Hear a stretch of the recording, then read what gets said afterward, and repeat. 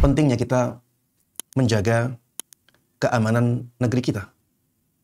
Kita lihat di hari-hari ini banyak dari kaum muslimin yang melakukan hal yang membahayakan keamanan negara. Ada banyak demo, ada banyak penjarahan, ada banyak pengerusakan, dan hal-hal yang lainnya yang semuanya tidak sesuai dengan ajaran syariat Islam. Para jemaah sekalian rahimana wa rahimakumullah, tidak sesuainya pemimpin yang sedang memimpin kita dengan keinginan kita tidak membolehkan kita melakukan hal-hal yang dilarang oleh syariat. Orang-orang yang di atas memang banyak yang tidak sesuai dengan keinginan kita. Tapi kita sebagai orang yang di bawah punya kewajiban yang harus kita tunaikan. Dan kewajiban tersebut tidak gugur dengan buruknya orang-orang yang di atas dalam pandangan kita. Para jemaah sekalian rahiman wa rahimakumullah, nikmat keamanan itu jauh lebih tinggi daripada nikmat selamat dari kezaliman. Ya, saya ulangi, nikmat keamanan itu jauh lebih tinggi daripada nikmat selamat dari kezaliman. Kita dizalimi orang ketika negeri kita masih aman, kita masih bisa melakukan aktivitas-aktivitas yang bermanfaat untuk kita, baik untuk dunia kita maupun untuk akhirat kita. Beda kalau sebaliknya. Kalau nikmat keamanan sudah hilang, maka kita akan sulit melakukan aktivitas-aktivitas yang bermanfaat untuk kita, baik untuk dunia kita maupun untuk akhirat kita. Oleh karenanya para jemaah sekalian rahimana wa rahimakumullah, yang masih mau mendengar suara ini, yang masih mau membuka hatinya untuk nasihat ini, bersabarlah. Bersabarlah dan jaga keamanan negeri ini. Kalau kita melakukan hal-hal yang saya sampaikan tadi, yang pertama itu jelas bertentangan dengan arahan-arahan dan sunnah-sunnah Nabi kita Muhammad sallallahu alaihi wasallam. Jelas itu. Rasulullah sallallahu alaihi wasallam dalam sebuah sabdanya mengatakan, "Man ra'a min amirihi syai'an yakrahu." Barang siapa melihat sesuatu yang dia benci pada pemimpinnya. Apa pesan Nabi sallallahu alaihi wasallam dalam keadaan seperti itu? Beliau berpesan kepada umatnya, "Falyasbir." Maka hendaklah dia bersabar. Hendaklah dia bersabar. Dan ini perintah. Pada asalnya perintah itu menunjukkan hukum wajib. Kita diwajibkan oleh Nabi kita Muhammad sallallahu alaihi wasallam untuk bersabar. Apakah bersabar berarti membiarkan? Jawabannya tidak. Bersabar itu menahan diri dari hal-hal yang dilarang oleh syariat. Tapi itu tidak melarang seseorang untuk berusaha yang baik agar keadaan menjadi lebih baik dari yang sebelumnya. Makanya Rasulullah sallallahu alaihi wasallam tidak melarang umatnya untuk menasihati pimpinannya. Rasulullah sallallahu alaihi wasallam tidak melarang umatnya untuk menasihati pemimpinnya. Tapi Rasulullah sallallahu alaihi wasallam memberikan arahan bagaimana kita menasihati pemimpin. Dalam sebuah sabdanya, beliau mengatakan, "Man arada an yansaha lidhi sultan, fala yubdihi alaniyah." Barang siapa yang ingin menasihati pemimpinnya, maka jangan sampai dia tampakkan di hadapan banyak orang. Jangan sampai dia tampakkan di hadapan banyak orang. Ini bukan kata-kata saya. Ini kata Rasulullah sallallahu alaihi wasallam yang sangat kita cintai dan sangat kita junjung tinggi, yang menjadi rujukan utama kita dalam mengamalkan agama. Man arada ayyan saha lidhi sultan fala yubdihi alaniyah. Barang siapa yang ingin menasehati orang yang punya kedudukan, maka jangan sampai dia menampakkannya di hadapan banyak orang. Bagaimana Rasulullah Shallallahu Alaihi Wasallam mengarahkan kita. Beliau mengatakan, walakin liyakhud biyadihi fayakhluwa bih.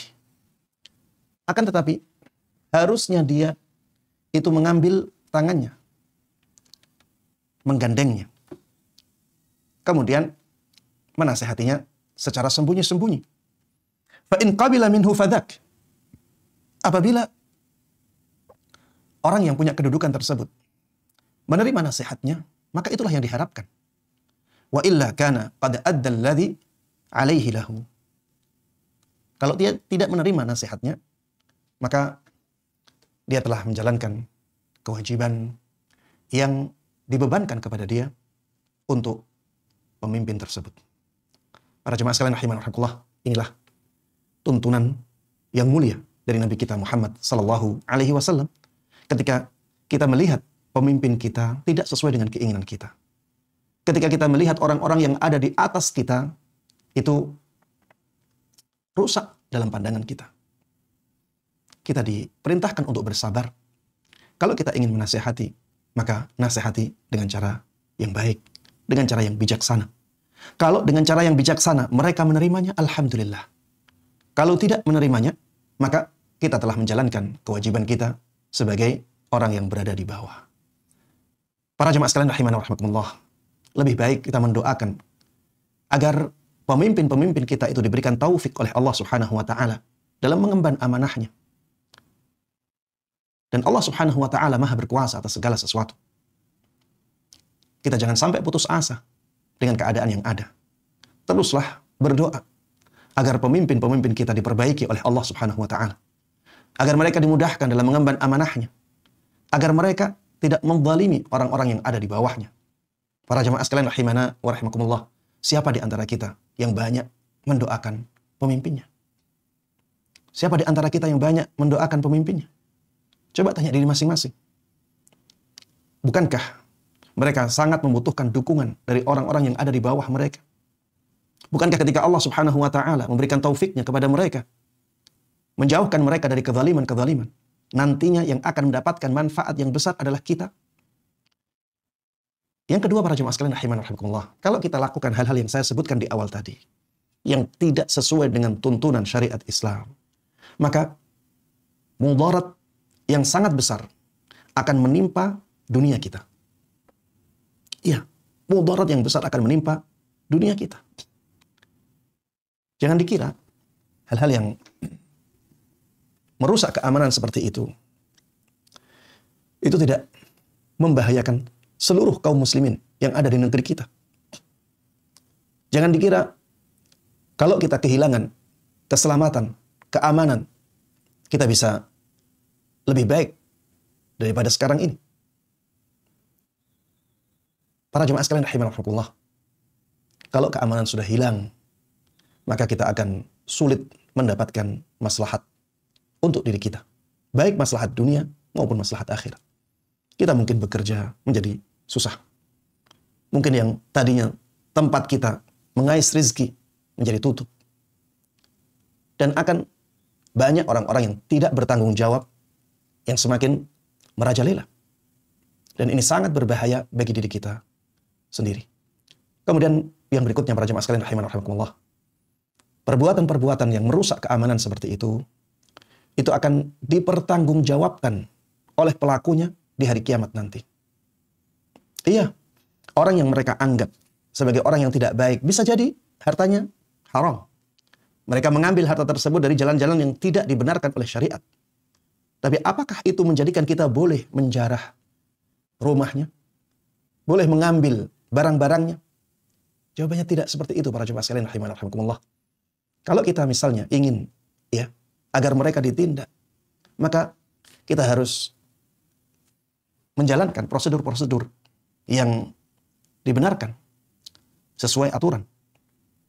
Itulah yang harusnya kita lakukan. Jangan sampai kezaliman dibalas dengan kezaliman yang lebih besar.